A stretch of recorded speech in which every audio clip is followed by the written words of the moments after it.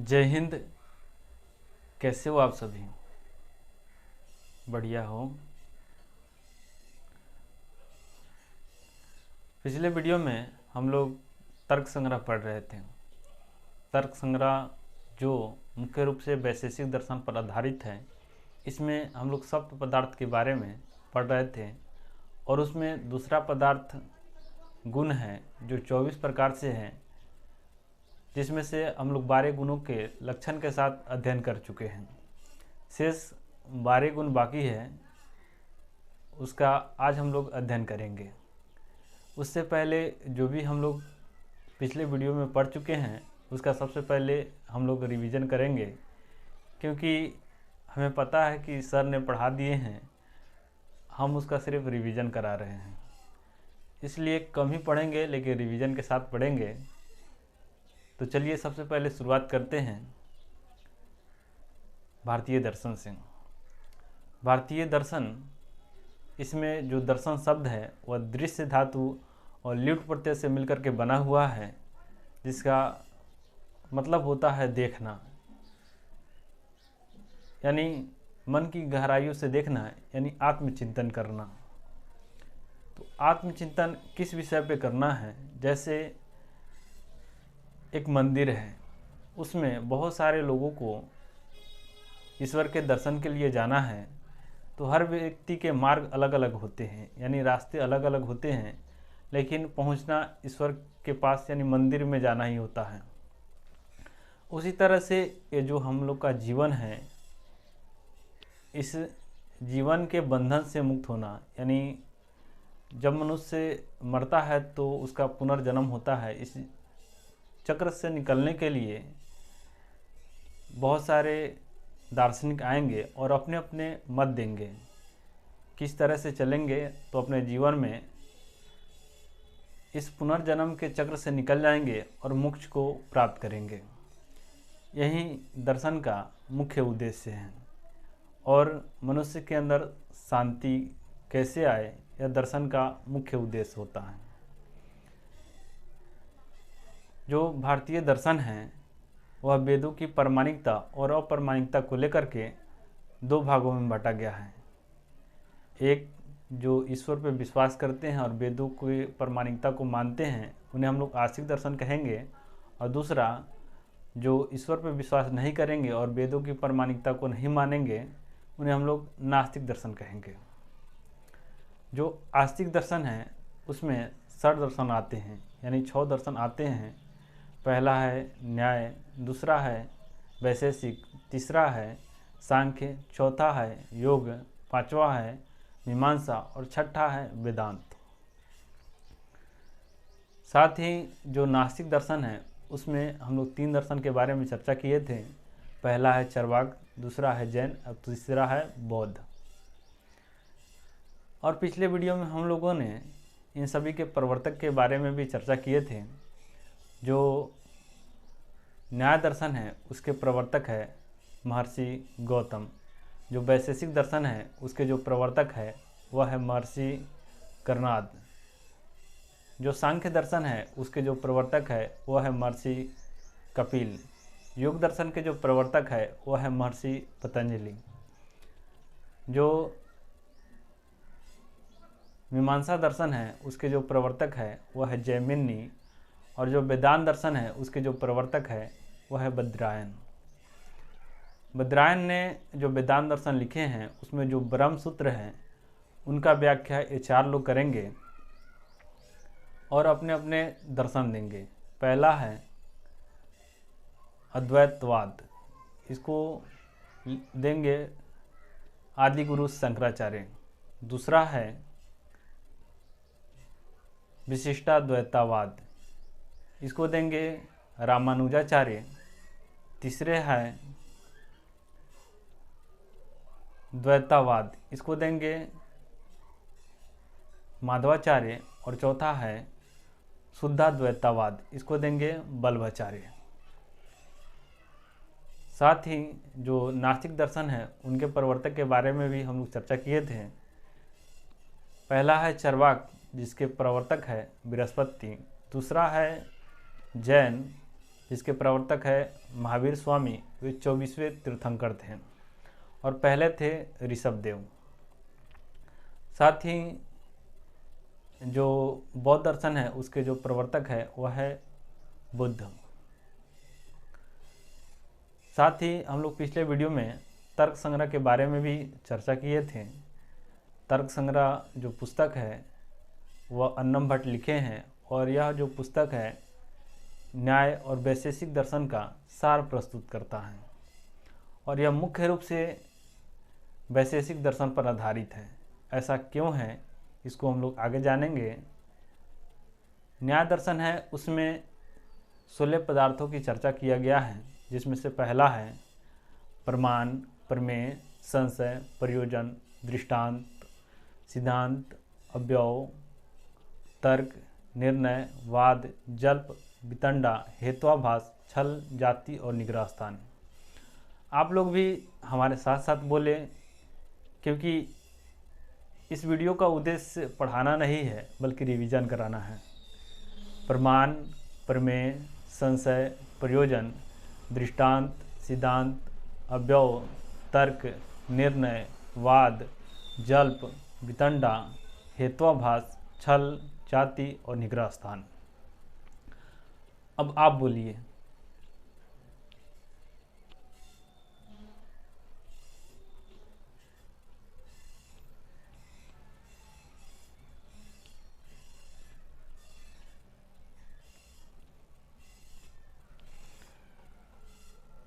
साथ ही जो वैशेषिक दर्शन है उसमें सप्त पदार्थों की चर्चा किया जाएगा, जिसमें से पहला है द्रव्य, गुण, कर्म, सामान्य, विशेष, समवाय और अभाव। फिर से सुनिए, पहला है द्रव्य, गुण, कर्म, सामान्य, विशेष, समवाय और अभाव। इसलिए इसमें सप्त पदार्थ है और जो तर्क संग्रह है उसमें भी सप्त पदार्थ की चर्चा किया जाएगा। इसलिए जो तर्क संग्रह है और विशेष रूप से वैशेषिक दर्शन पर आधारित है। आप लोग पुनः बोले सप्त पदार्थ के नाम।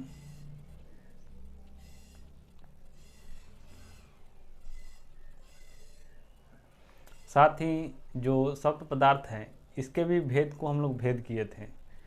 जो पहला है द्रव्य, वह 9 प्रकार से होता है, जिसमें से पहला है पृथ्वी, जल यानी आप, तेज, वायु, आकाश, काल, दिक्, आत्मा और मन।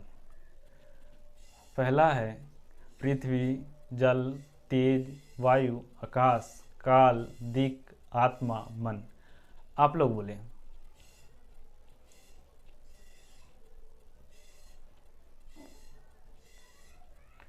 दूसरा पदार्थ है गुण, जो 24 प्रकार से है। इसमें से पहला है रूप, रस, गंध, स्पर्श, संख्या, परिमाण, पृथक्त्व, संयोग, विभाग, परत्व, अपरत्व, गुरुत्व, द्रवत्व, स्नेह, शब्द, बुद्धि, सुख, दुख, इच्छा, द्वेष, प्रयत्न, धर्म, अधर्म, संस्कार।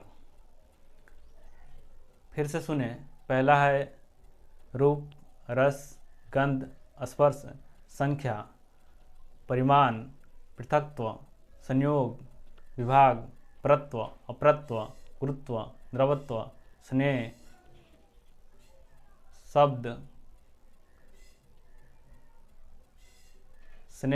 शब्द, बुद्धि, सुख, दुख, इच्छा, द्वेष, प्रयत्न, धर्म, अधर्म, संस्कार। अब आप लोग बोले।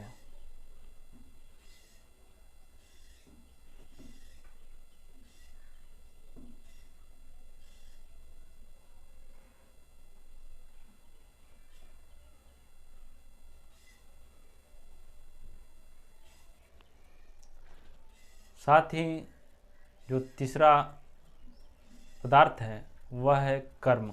कर्म जो होता है वो 5 प्रकार से होता है। पहला है उत्क्षेपण, दूसरा है अवक्षेपण, तीसरा है आकुंचन, चौथा है प्रसारण और पांचवा है गमन। पहला है उत्क्षेपण, दूसरा है अवक्षेपण, तीसरा है आकुंचन, चौथा है प्रसारण और पांचवा है गमन। आप लोग बोले।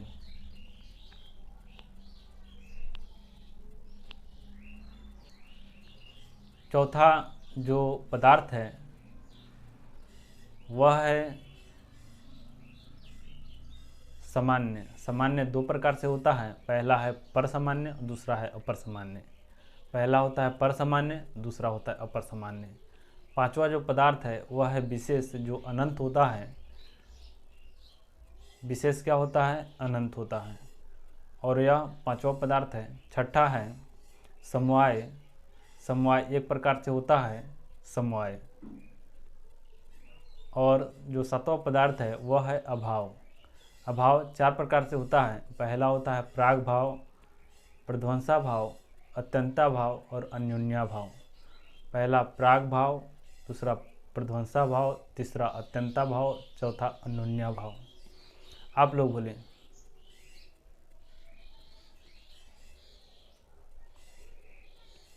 अब हम लोग एक एक करके जितने भी सप्त पदार्थ में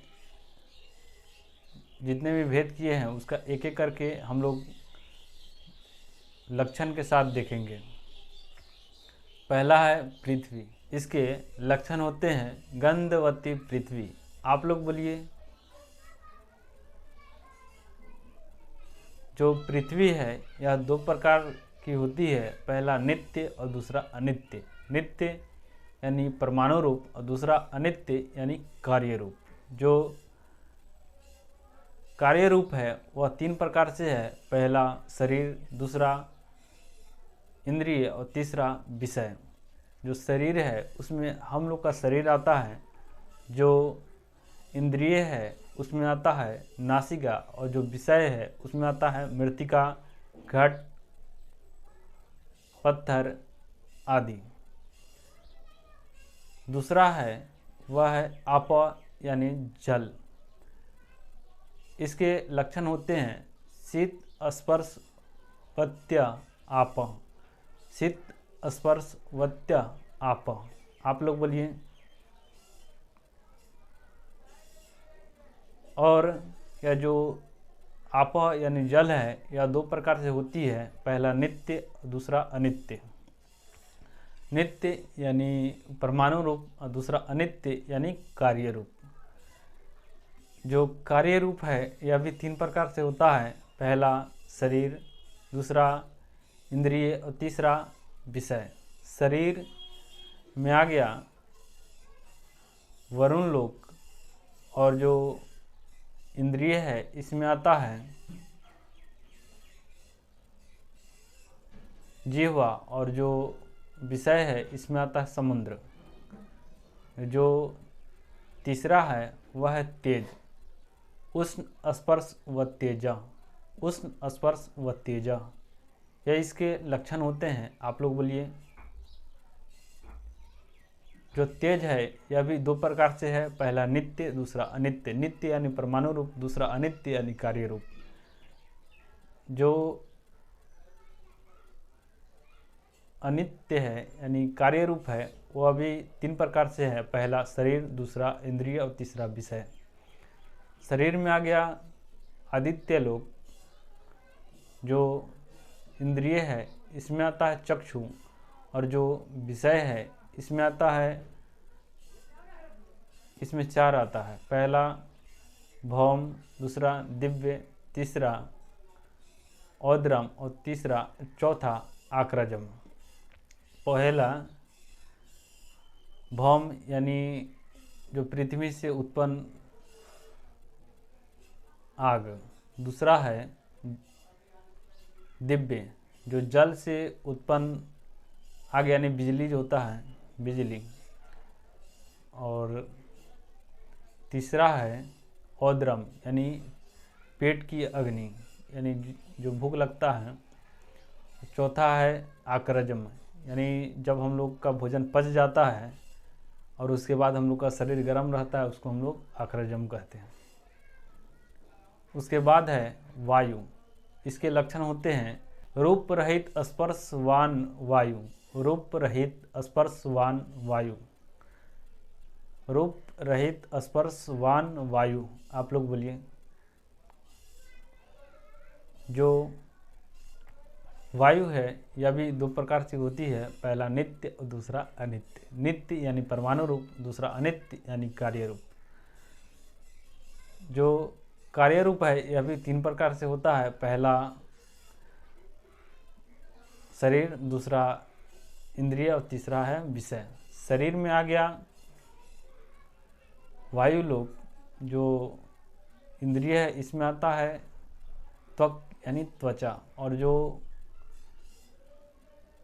विषय है इसमें आता है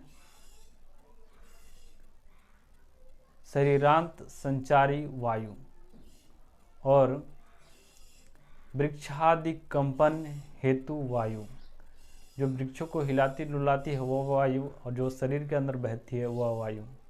जो हमारा हृदय है और जो नाभि है इसके बीच में जो वायु है वो पंचवायु होता है, पहला प्राण, अपान, व्यान, उदान और समान।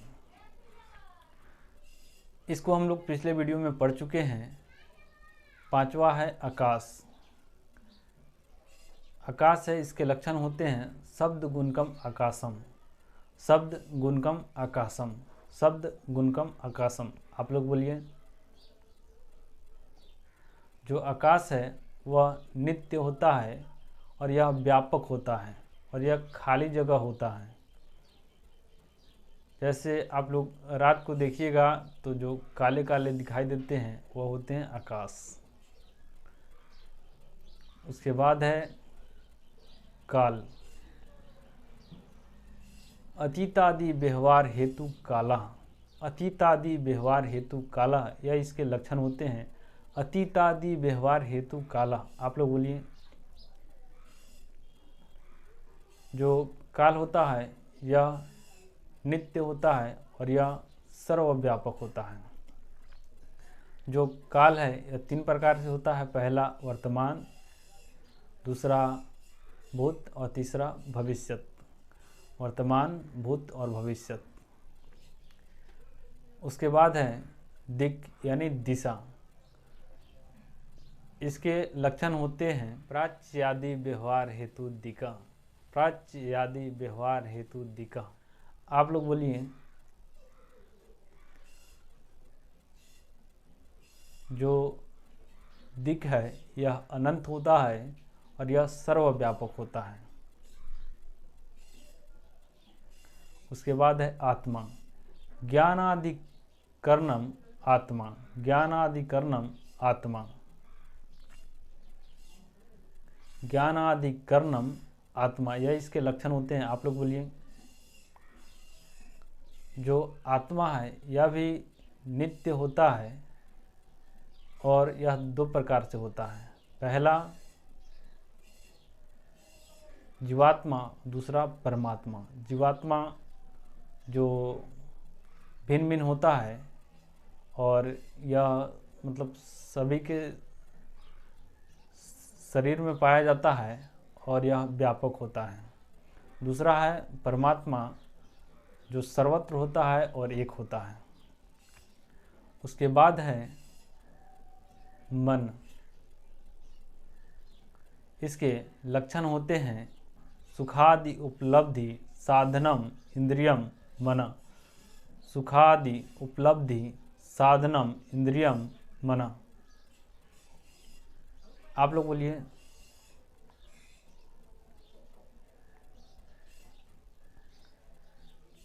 यह इसके लक्षण होते हैं और यह नित्य होता है और यह परमाणु रूप होता है, अनंत होता है और भिन्न भिन्न होता है। उसके बाद हम लोग गुण जो 24 प्रकार से है उसमें से पिछले वीडियो में हम लोग 12 गुणों के लक्षण के साथ अध्ययन किए थे, उसका एक बार रिवीजन करते हैं। उसमें से पहला है रूप। इसके लक्षण चक्षु मात्र ग्राह्य गुणो रूपम, चक्षु मात्र ग्राह्य गुणो रूपम, यह इसके लक्षण होते हैं। आप लोग बोलिए। जो रूप है वह 3 द्रव्य में पाया जाता है, पहला है पृथ्वी जिसमें सप्त विधिम रूपम पाया जाता है, दूसरा है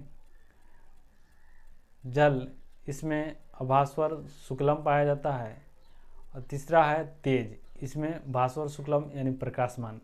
जो सप्तविधिम रूपम है इसमें पहला होता है शुक्ल, दूसरा होता है रक्त, तीसरा होता है हरित, उसके बाद चौथा होता है पित्त, पांचवा कपिस, छठा नील और सातवां चित्र। शुक्ल मतलब श्वेत, रक्त मतलब लाल, हरित मतलब हरा, पीत मतलब पीला, कपिस यानी भूरा, नील यानी नीला और चित्र यानी चित्तकबरा। उसके बाद दूसरा है रस, रसना ग्राह्यो गुणो रसा, रसना ग्राह्यो गुणो रसा, यह इसके लक्षण होते हैं। आप लोग बोलिए। जो रस होता है वह 6 प्रकार के होता है, यानी 6 प्रकार का होता है। पहला होता है मधुर, लवण, अम्ल, कटु, तिक्त, कसाय, यानी षड रुच्य होता है।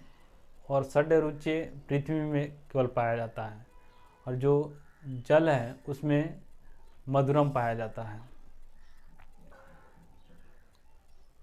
उसके बाद है गंध, घ्राण ग्राह्यो गुणो गंधा, घ्राण ग्राह्यो गुणो गंधा, यह इसके लक्षण होते हैं। आप लोग बोलिए।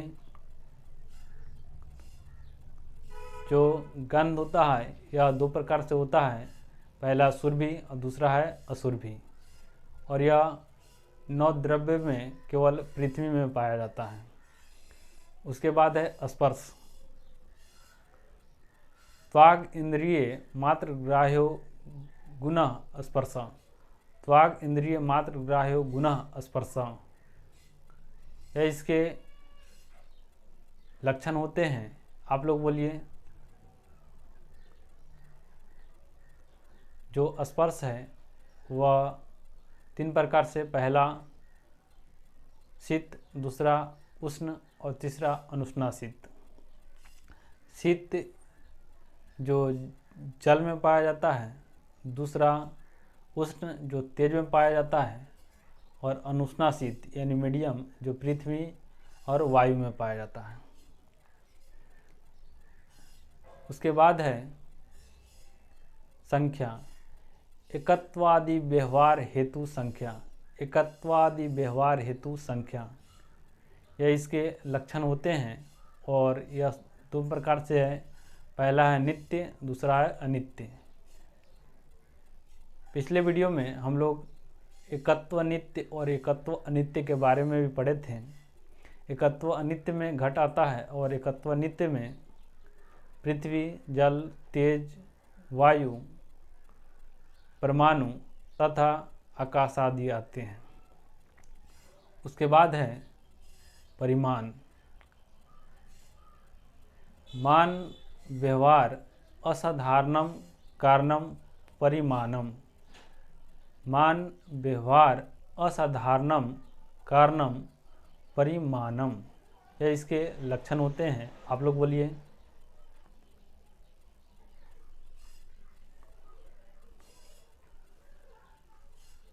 और यह अनु यानी अत्यंत छोटा, महत यानी बड़ा, दीर्घ यानी लंबा, और ह्रस्व यानी नटा होता है। और यह सभी 9 द्रव्य में पाया जाता है। उसके बाद है पृथक्त्व। जो पृथक्त्व है इसके लक्षण होते हैं, पृथक व्यवहार असाधारणम कारणम पृथक्त्वम, पृथक व्यवहार असाधारणम कारणम पृथक्त्वम, यह इसके लक्षण होते हैं। आप लोग बोलिए।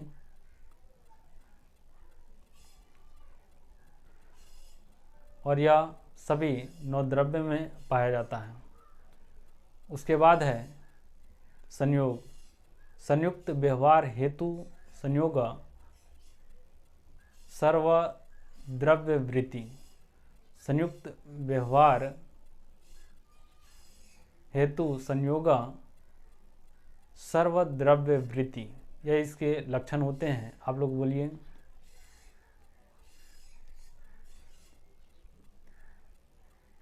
और यह सभी 9 द्रव्य में पाया जाता है। उसके बाद है विभाग। संयोग नाशको गुणो विभागा, संयोग नाशको गुणो विभागा, संयोग नाशको गुणो विभागा, यह इसके लक्षण होते हैं। आप लोग बोलिए। और यह सभी 9 द्रव्य में पाया जाता है। उसके बाद है परत्व और अपरत्व। इसके लक्षण होते हैं पर अपर व्यवहार साधारण कारणे परत्वम व अपरत्वम। और यह पृथ्वी, जल, तेज, वायु और मन में, यानी ये 5 द्रव्य में पाए जाते हैं। पृथ्वी, जल, तेज, वायु और मन।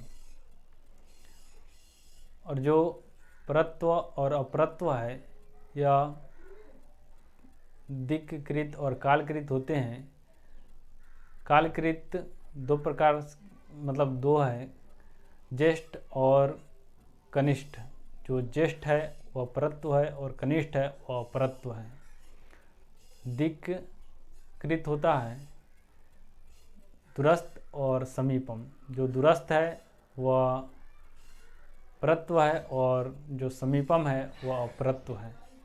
उसके बाद गुरुत्व। आद्य पतन असमय कारणम गुरुत्वम, आद्य पतन असमय कारणम गुरुत्वम। इसके लक्षण होते हैं। आप लोग बोलिए।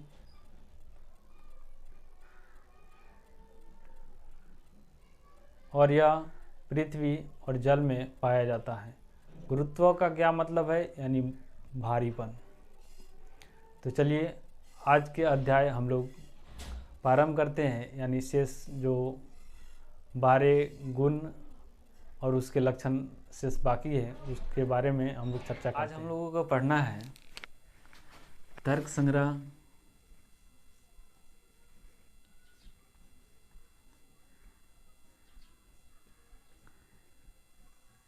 सप्त पदार्थ में से दूसरा पदार्थ गुण, जो 24 प्रकार के हैं उसमें से हम लोग 12 गुण लक्षण के साथ अध्ययन कर चुके हैं। शेष 12 गुण आज हम लोग उसका अध्ययन करेंगे। यानी पहला था रूप, रस, गंध, स्पर्श, संख्या, परिमाण, पृथक्त्व, संयोग, विभाग, परत्व, अपरत्व, गुरुत्व, यानी 12 गुरुत्व तक कर चुके थे। और बाकी है द्रवत्व,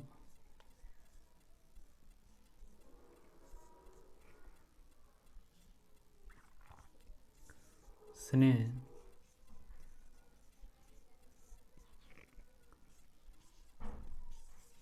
शब्द,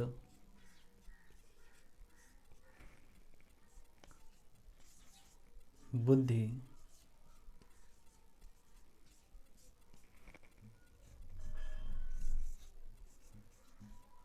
सुख,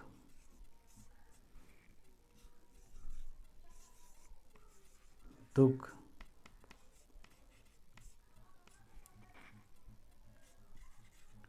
इच्छा,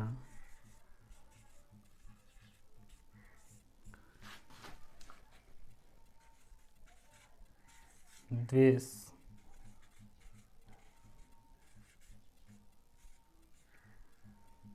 प्रयत्न,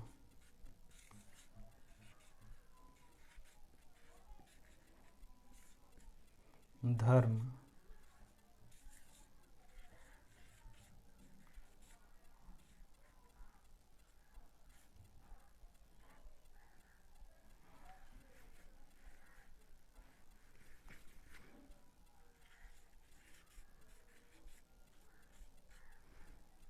अधर्म,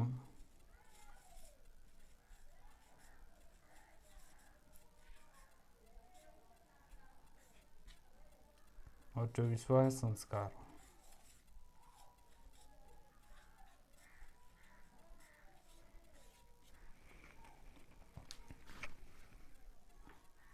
बात करेंगे लक्षण। द्रवत्व का लक्षण होता है आद्य, स्यंदन, असमवायिकारणम,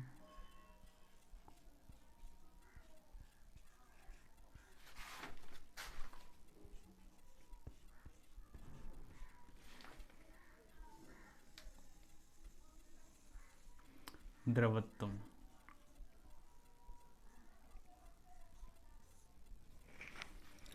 जो स्नेह है इसका लक्षण होता है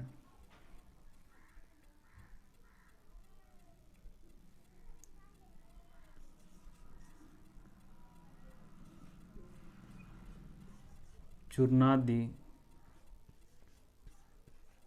पिंडी भाव हेतु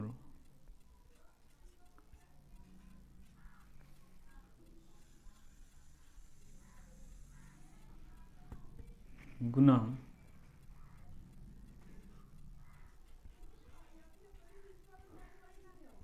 स्नेह। उसके बाद है शब्द। इसका होता है स्रोत, ग्राह्यो,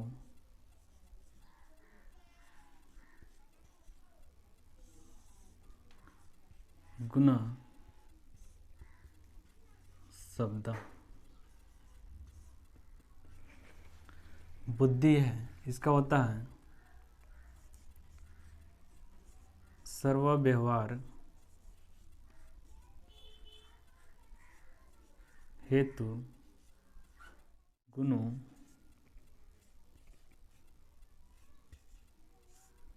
बुद्धि ज्ञानम।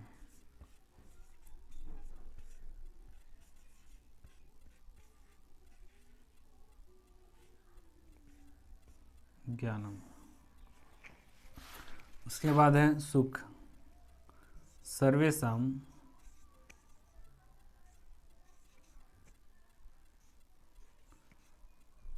अनुकूल म अनुकूल वेदनीयम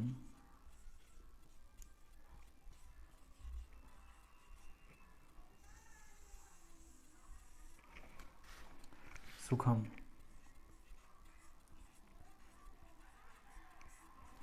इसका होता है प्रतिकूल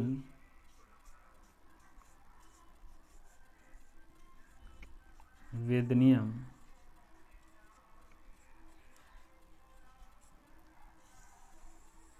दुखम।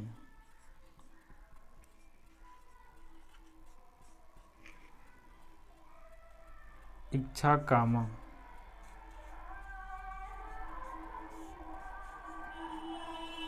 इच्छा काम, क्रोधो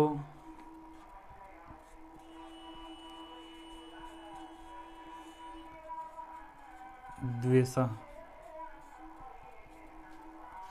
कृति प्रयत्न, कृति प्रयत्न,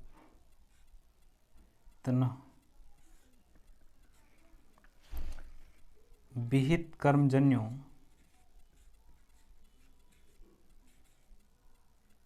विहित कर्म जन्यों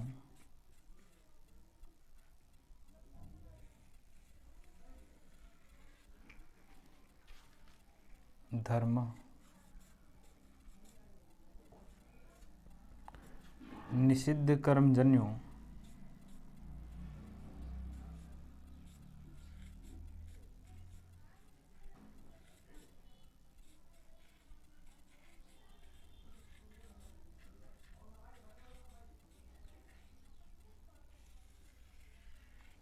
अधर्म।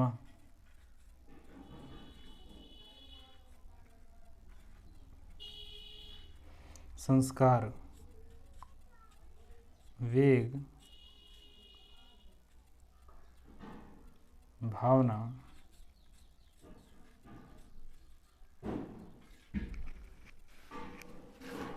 स्थिति स्थापक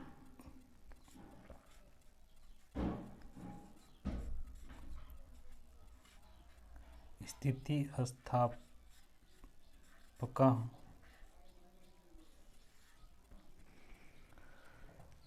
से उत्पन्न जो ज्ञान होता है वो होता है संस्कार। और जो द्रवत्वम है यह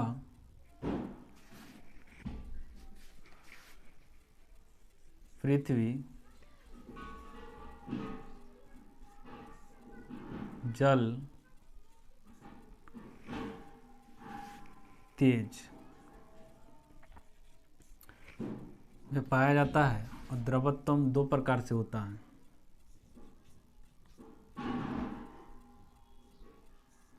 यह दो प्रकार का होता है, सांसिद्धिक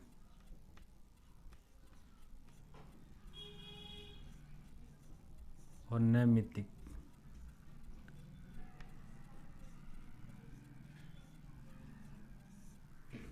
सांसिद्धिक में आता है जल और नैमित्तिक में आता है पृथ्वी और तेज।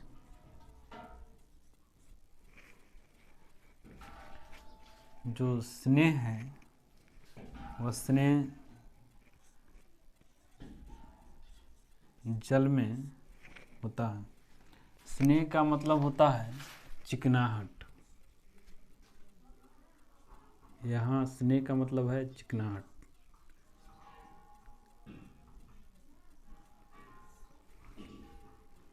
और यह जल द्रव्य में पाया जाता है। जो शब्द है वह आकाश में पाया जाता है, यानी आकाश द्रव्य में, आकाश तत्व में पाया जाता है। और यह शब्द दो प्रकार से होता है। पहला होता है ध्वन्यात्मक,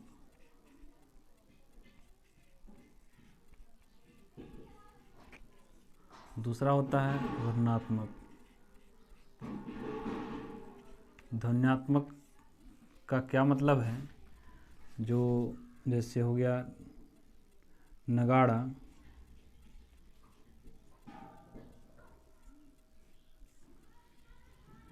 इसको कहते हैं भेड़ी, भेरी। जैसे ढोल उल बजता है, ढोल मृदंग ये सब होता है, बजता है, उसको कहते हैं ध्वन्यात्मक। और जो वर्णात्मक होता है, जैसे हम लोग संस्कृत का उच्चारण करते हैं कंठ से, कंठ से संस्कृत का उच्चारण,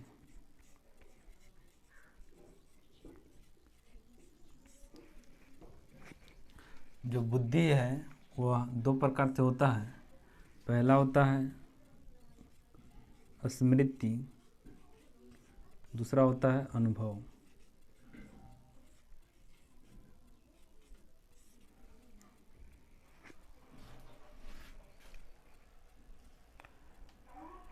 जो संस्कार है, यह संस्कार वेग या 5 तत्व इसमें पाए जाते हैं। पहला है पृथ्वी,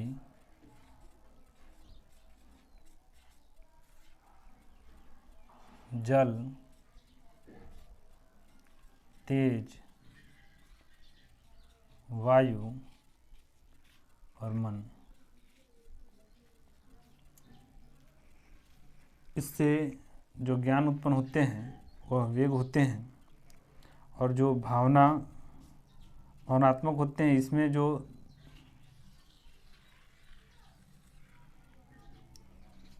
तत्व पाए जाते हैं वो होते हैं आत्मा।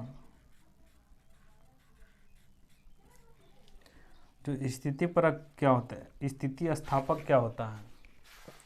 स्थिति स्थापक का मतलब होता है, जैसे पार्थिव पदार्थ में होता है यह होता है जैसे कोई चटाई है, उसको आप लोग सीधा कर दीजिएगा, वह बाद में पुनः मुड़ जाता है, वही स्थिति स्थापक होता है। भावना भावना क्या होता है, जैसे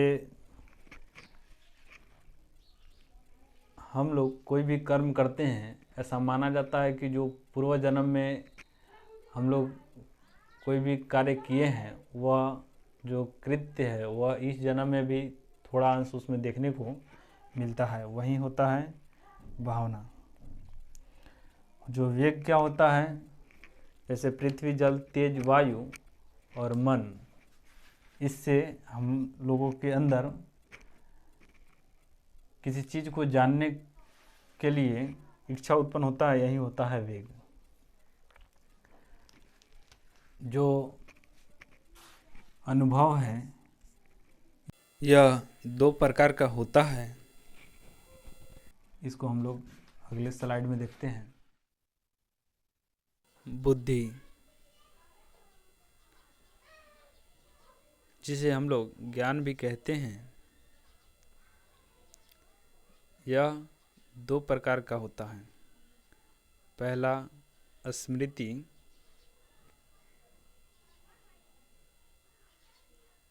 और दूसरा होता है अनुभव।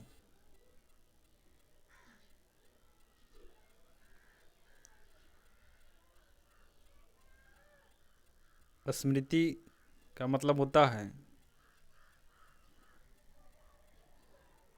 संस्कार मात्र जन्यम ज्ञानम,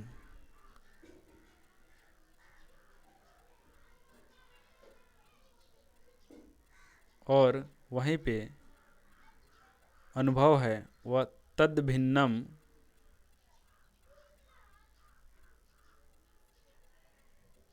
ज्ञानम।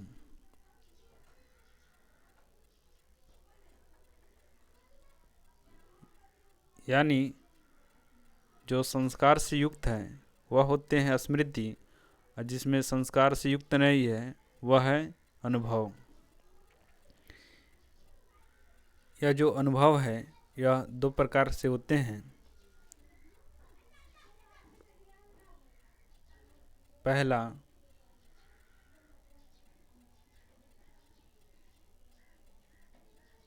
अर्थात और दूसरा अयर्थात। अर्थात यानी जैसे हम लोग सोना को देख लिए तो सोना का अनुमान लगाना, और चांदी को देख लिए तो चांदी का अनुमान लगाना। जैसे लड़का को देख लिए तो लड़का का अनुमान लगाना। वहीं अयथार्थ का मतलब होता है जैसे रस्सी को देख करके सर्प का अनुमान लगाना, और शिव को देख करके चांदी का अनुमान लगाना। यह होते हैं अयर्थात। जो यथार्थ होते हैं वह चार प्रकार के होते हैं। पहला प्रत्यक्ष, दूसरा अनुमिति, तीसरा उपमिति, और चौथा शब्द।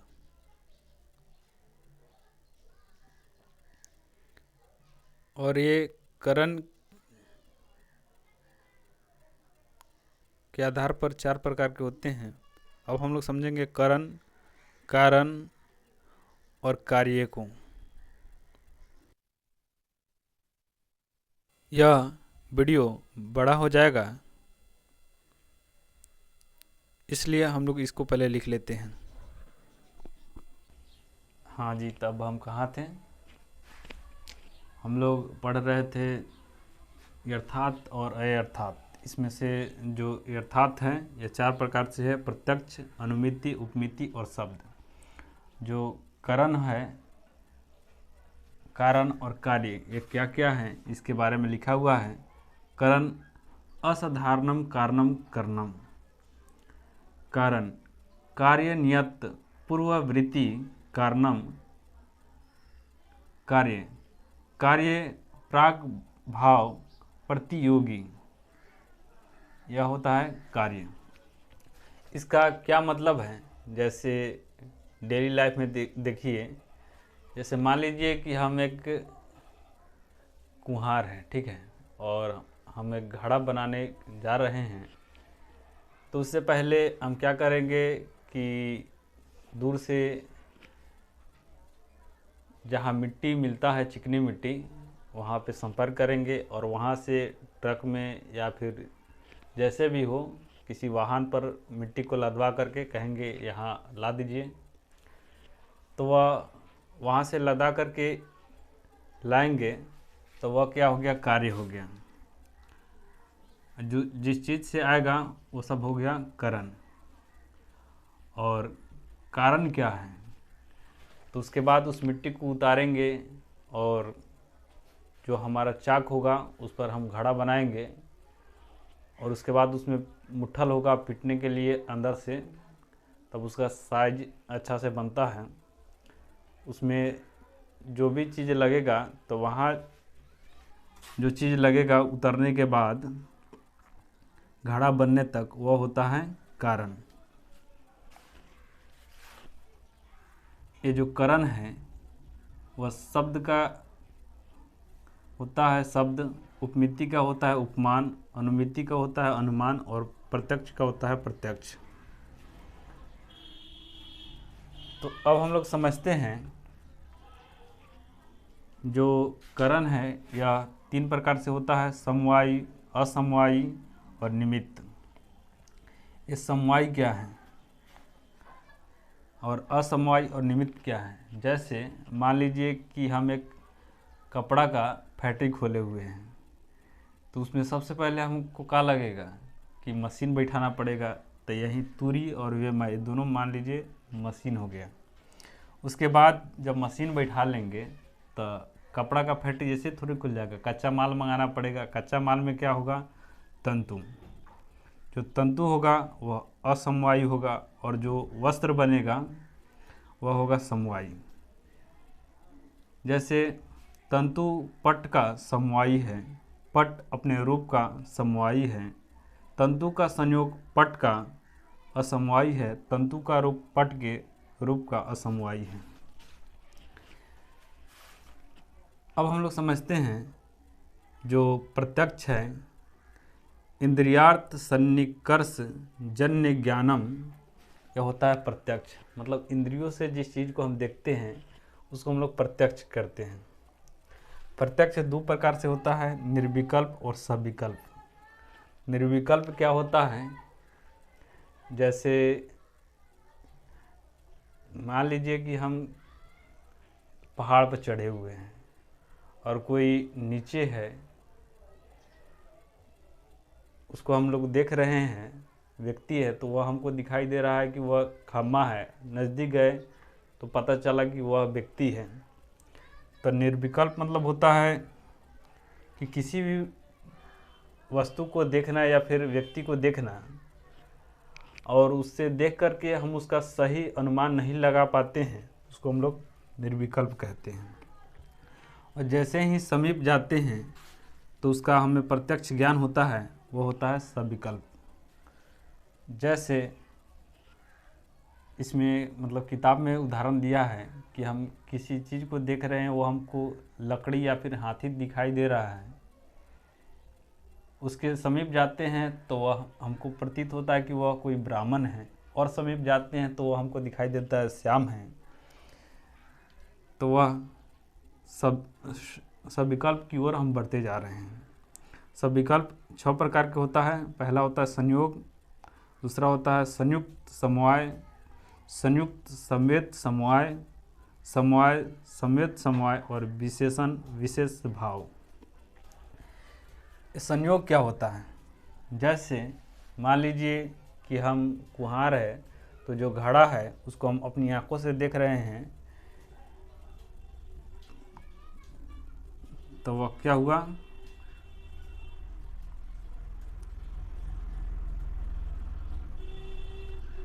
संयोग हुआ।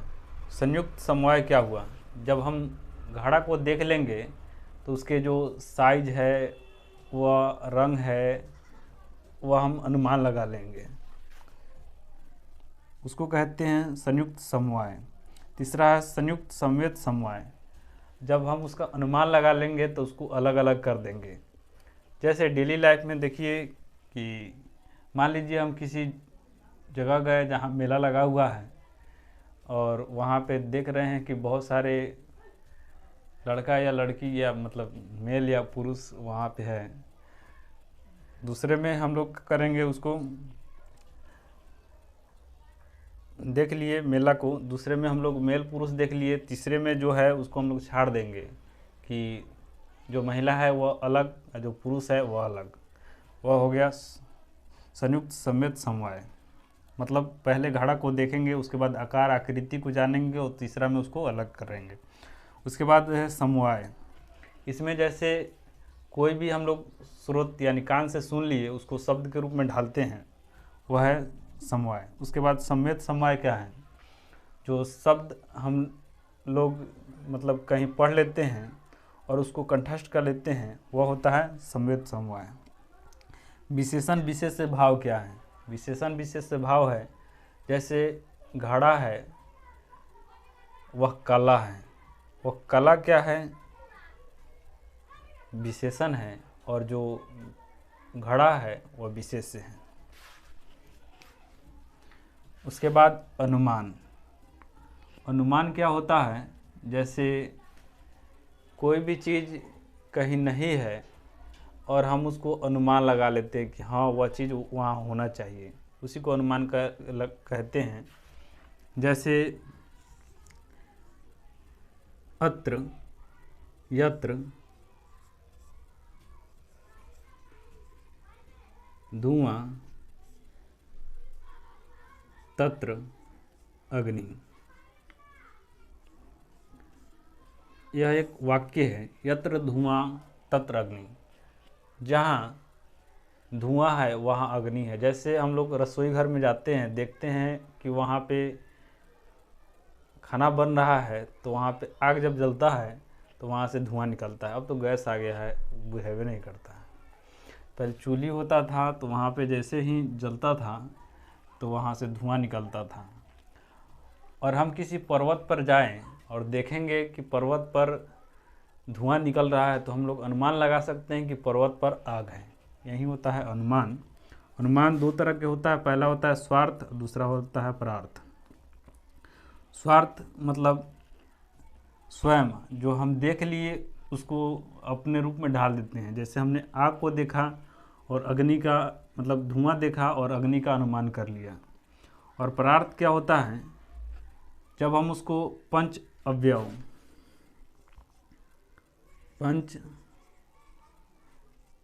अवयव द्वारा उसको हम लोग समझा देंगे तो वह हो जाएगा परार्थ। जैसे प्रतिज्ञा, हेतु, उदाहरण, उपनय और निगमन। जैसे यही मान लीजिए कि यत्र धुआं तत्र अग्नि है, सबसे पहले हम लोग प्रतिज्ञा करेंगे कि हाँ यहाँ पे आग है। दूसरा है हेतु, उसका कारण जानेंगे कि आग क्यों है। तीसरा उसका उदाहरण देंगे। चौथा है उपनय कि हाँ ऐसा ही होता है। और पांचवा है निगमन यानी निष्कर्ष तक पहुँचेंगे। जो स्वार्थ और परार्थ है वह करण के आधार पर लिंग परामर्श तीन प्रकार के होता है। लिंग मतलब क्या होता है? चिन्ह होता है। यानी यही जो उदाहरण है इसको तीन रूप में हम लोग समझाएंगे। पहला है अन्वयतिरेकी, दूसरा है केवलान्वयी और तीसरा है केवल व्यतिरेकी। पहला है अन्वयतिरेकी। यह अन्वयतिरेकी क्या है? अन्वयतिरेकी है कि यत्र धुआं तत्र अग्नि, मतलब जहाँ धुआं है वहाँ अग्नि है। और हम लोग कहेंगे कि जहाँ धुआं नहीं है वहाँ अग्नि नहीं है। यह हुआ अन्वयतिरेकी। दूसरा है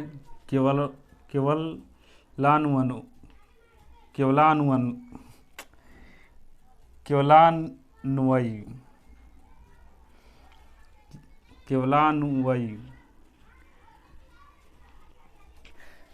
मतलब इसका मतलब क्या हुआ? इसका मतलब यह हुआ कि जहाँ धुआं है वहाँ अग्नि होना चाहिए। तीसरा है अन्वयतिरेकी, यानी यह इसका उल्टा है। जैसे हम लोग पीछे पढ़े हैं कि पृथ्वी गंधवती पृथ्वी, जो गंध होगा वह सिर्फ पृथ्वी में होगा, बाकी जितने भी तत्व है वह उसमें नहीं होगा। यह है केवल व्यतिरेकी। ठीक है, उसके बाद रह गया उपमान।